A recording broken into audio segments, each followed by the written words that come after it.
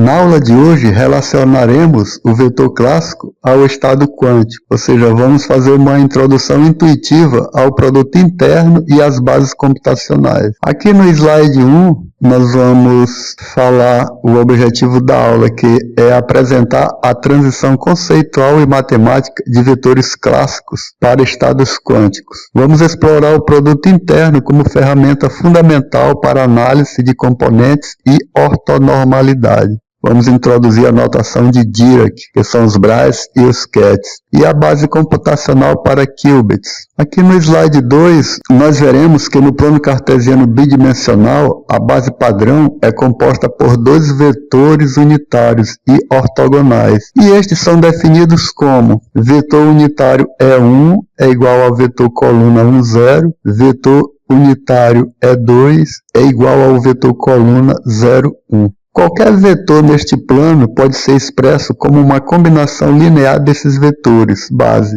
onde x e y são as componentes do vetor. Exemplo, v é igual a x vezes vetor de base E1 mais y vezes vetor de base E2. Vamos colocar o componente 3 e 4 no vetor. No lugar do x, nós vamos colocar 3, no lugar do y, vamos colocar 4. E o vetor torna-se v é igual a 3 vezes E1 mais 4 vezes E2.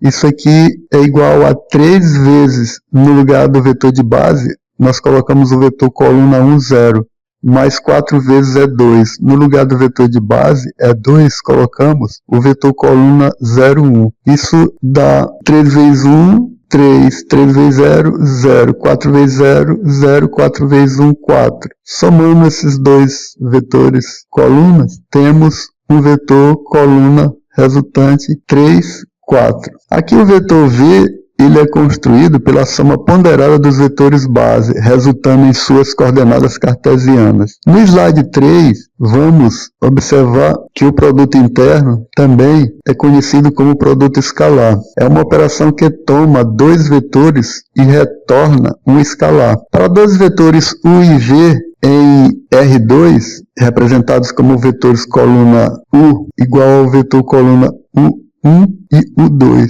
e V, vetor coluna V1, V2. O produto interno é definido usando a transposta do primeiro vetor, UT, que eu transformo em um vetor linha. Assim, o produto interno entre U e V é igual a U transposto vezes V. Explicitamente, a multiplicação da matriz linha pela matriz coluna resulta na soma dos produtos das componentes correspondentes. Ou seja, o vetor linha com U1 e U2 vezes o vetor coluna com V1 e V2. Fazendo a multiplicação, temos que U1 V1 mais U2 V2. Esse valor escalar representa geometricamente a projeção de um vetor sobre o outro. No slide 4, temos o exemplo com transposta explícita. Vamos calcular o produto interno para um exemplo concreto. Sejam os vetores coluna U igual a 2 e 5, V é igual a menos 1 e 3. Para calcular o produto interno entre U e V, primeiro tomamos a transposta de U, que é 2 e 5, ou seja, a coluna se transforma em linha. Em seguida, multiplicamos esse vetor linha pelo vetor coluna V da seguinte maneira. Produto interno entre U e V é igual ao vetor linha, 2 e 5, vezes o vetor coluna, menos 1 e 3. Realizando a multiplicação termo a termo e somando os resultados, o resultado é o escalar 13, que é o produto interno dos vetores U e V. No slide 5, nós temos as bases ortonormais e delta de Kronecker. Uma base é considerada ortonormal se seus vetores são ortogonais entre si, ou seja, seu produto interno é 0. E tem norma unitária, ou seja, seu produto interno consigo mesmo é 1. A base E1 e E2 que vimos é um exemplo perfeito de base ortonormal. Esta propriedade é elegantemente formalizada pelo delta de Kronecker, denotado por delta e J. O produto interno ou escalar entre E1 por ele mesmo equivale a 1. Isso equivale ao delta 1, 1. Assim, se os índices I e J forem iguais, como delta 1, 1, o valor é 1, indicando que o vetor tem comprimento unitário. Nesse produto interno entre E2 e E2, observamos que também dá 1. Isso implica que o delta de Kronecker fica delta 2, 2. Aqui nesse exemplo nós temos E1.E2, equivale a 0. Os índices dos vetores de base é colocado no delta de Kronecker, fica delta 1, 2. Se os índices forem diferentes, como delta 1, 2, o valor é 0, indicando que os vetores são ortogonais, ou seja, perpendiculares entre si. O mesmo acontece para o produto interno entre E2 e E1, equivale a 0, pois o delta equivale a delta 2, 1. Assim, a leitura do delta de Kronecker é muito importante. Isso significa que se os índices I e J forem iguais, como vimos em delta 1, 1 ou delta 2, 2, o valor é 1. Isso indica que o vetor tem comprimento unitário. Se os índices forem diferentes, como delta 1, 2 ou delta 2, 1, o valor é 0. Isso indica que os vetores são ortogonais, ou seja, perpendiculares entre si. No slide 6, nós faremos a transição para o formalismo da mecânica quântica. A beleza da mecânica quântica é que ela frequentemente utiliza as mesmas estruturas matemáticas que já conhecemos do cálculo vetorial clássico, mas com uma nova notação e interpretação. Rebatizamos os vetores da base padrão E1 e E2, ket 0 e ket 1, respectivamente. Esta é a notação de Dirac, fundamental na mecânica quântica. Assim, E1 é idêntico a ket 0 e E2 é idêntico a ket 1. A estrutura matemática subjacente, no entanto, permanece idêntica. Assim, na representação de vetor coluna, os kets da base computacional para um qubit são ket 0, vetor coluna 1, 0, ket 1, vetor coluna 0, 1, como já sabemos. Esta base, ket 0 e ket 1, é conhecida como a base computacional para um qubit, que é a unidade fundamental de informação quântica. No slide 7, nós vamos observar as regras para o produto interno na base computacional quântica.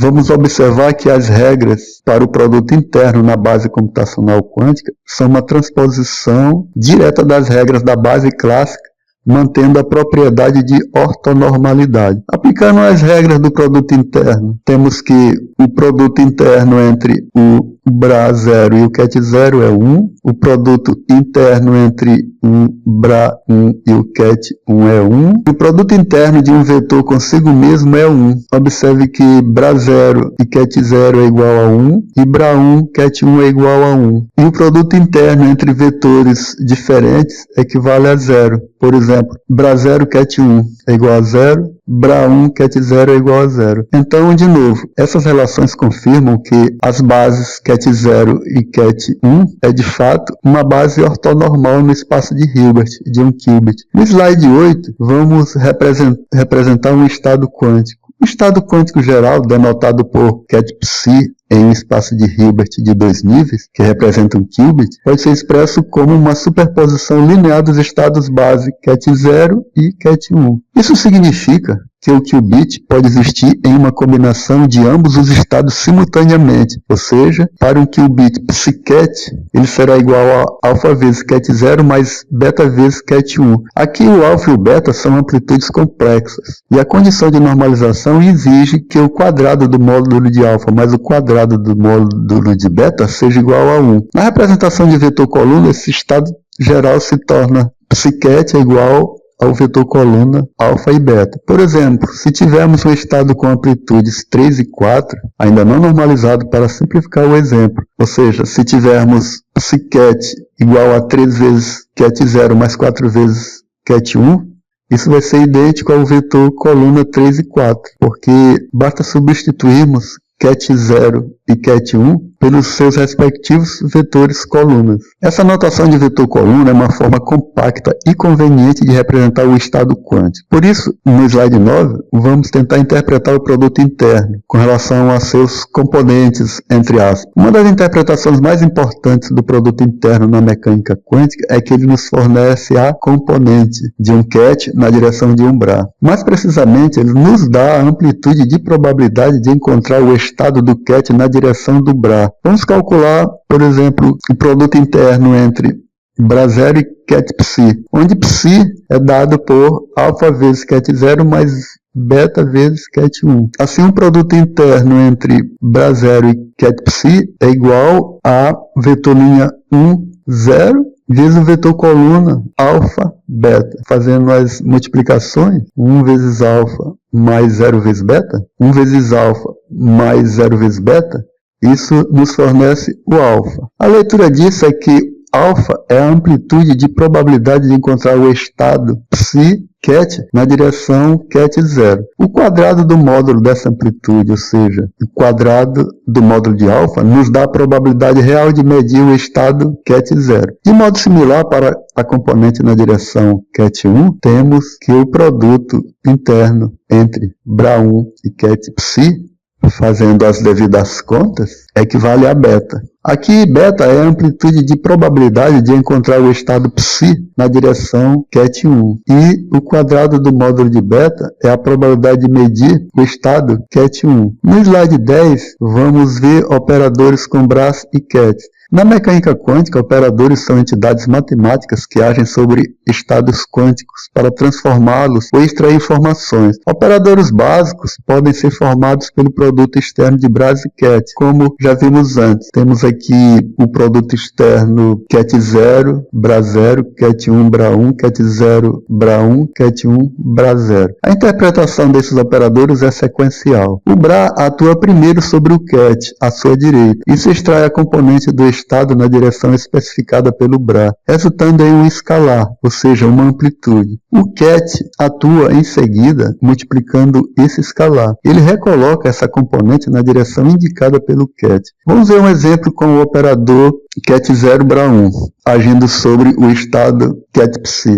Assim temos o produto externo, o operador ket0 Bra1, agindo sobre o ket_psi. Isso equivale a ket0 vezes Bra1 ket_psi. Isso dá o beta vezes o ket0. Neste caso, o Bra1 extrai a componente beta de ket_psi na direção ket1. Em seguida, o ket0 pega essa amplitude beta e a projeta na direção ket0. Este operador, portanto, projeta a componente de ket_psi que está em ket1 e a mapeia para a direção ket0. Aqui no slide 11, vamos fazer alguns exercícios. Vamos verificar as propriedades de ortogonalidade da base computacional, provando que o produto interno de vetores diferentes da base é zero. Verificar que o produto interno entre Bra0 e ket1 equivale a zero e o produto interno entre Bra1 e ket0 equivale a zero. Para isso, utilizaremos as representações de coluna para os kets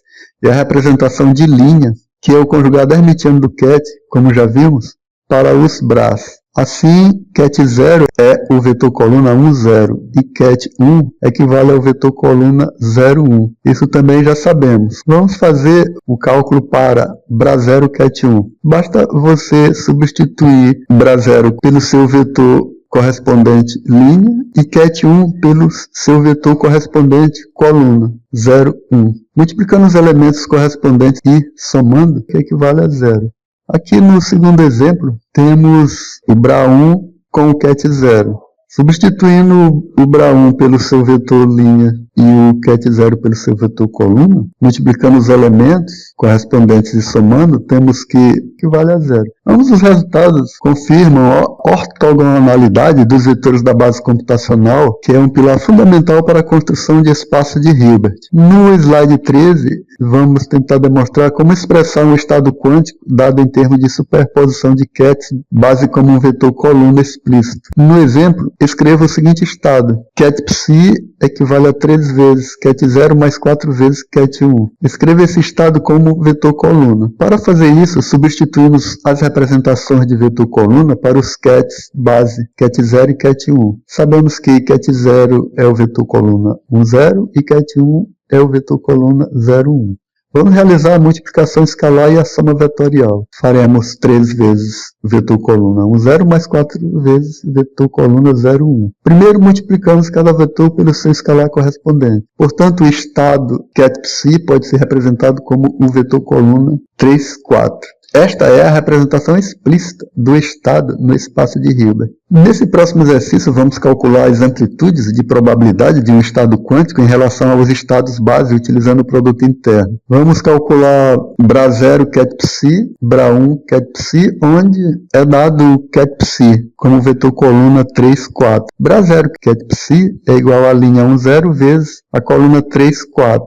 Multiplicando os elementos correspondentes e fazendo a soma, temos 1 vezes 3 mais 0 vezes 4, que é igual a 3 mais 0, que é igual a 3. Fazendo o cálculo para BRA1 ket psi, temos que BRA1 ket psi é igual à linha 0,1 vezes a coluna 3, 4. Multiplicando os elementos e somando, temos que 0 vezes 3 mais 1 vezes 4 é igual a 0 mais 4, que é igual a 4. O resultado BRA0 ket psi igual a 3, significa que a amplitude de probabilidade de encontrar o estado ket psi na direção do estado base ket 0 é 3. Similarmente, o BRA1 ket psi igual a 4 indica que a amplitude de probabilidade de encontrar o estado ket psi na direção do estado base ket 1 é igual a 4. Esses valores são os componentes, entre aspas, componentes do vetor ket psi em relação à base ket 0, ket 1. Nesta aula realizamos uma jornada desde os conceitos fundamentais de vetores, bases e produto interno no espaço euclidiano clássico até a sua transposição e aplicação no formalismo da mecânica quântica. Vimos como a notação de Dirac com BRAs e kets oferece uma linguagem poderosa para descrever estados e operações quânticas, mantendo a robustez matemática da álgebra linear. A base computacional ket 0, ket 1 é o ponto de partida para a computação quântica. Bom, os próximos passos incluem superposição, emaranhamento e portas quânticas. Obrigado pela atenção, bons estudos.